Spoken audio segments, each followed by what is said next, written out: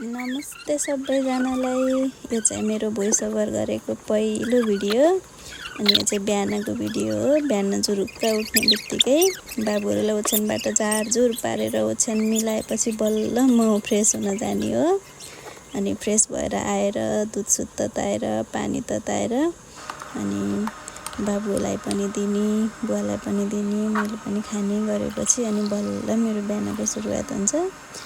अनि बिहान उठेर पानीहरू खाइसकेपछि चाहिँ म बल्ल खाना पकाउनतिर लाग्छु।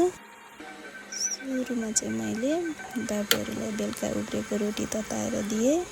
त्यसपछि आज खाना चाहिँ काँक्रो, आलु र चनाको तरकारी कुकरमा सिटी लगाएर पकाएँ। काँक्रो चाहिँ काँचै खाना अलि मिठो थिएन, छिप्पिसकेको थियो।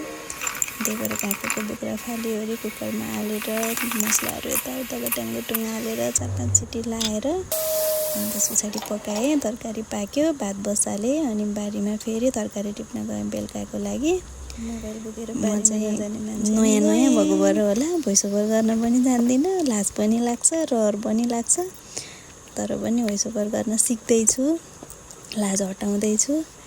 अनि यति तरकारीहरू टिपेर चाहिँ म बारीबाट माथि आएँ। भात पकाएको खाएको चाहिँ मैले भिडियो खिच्नै बिर्सेछु, किनभने म नयाँ हो। जति बेला सुकै मोबाइल तिर्साउन लाज लाग्छ।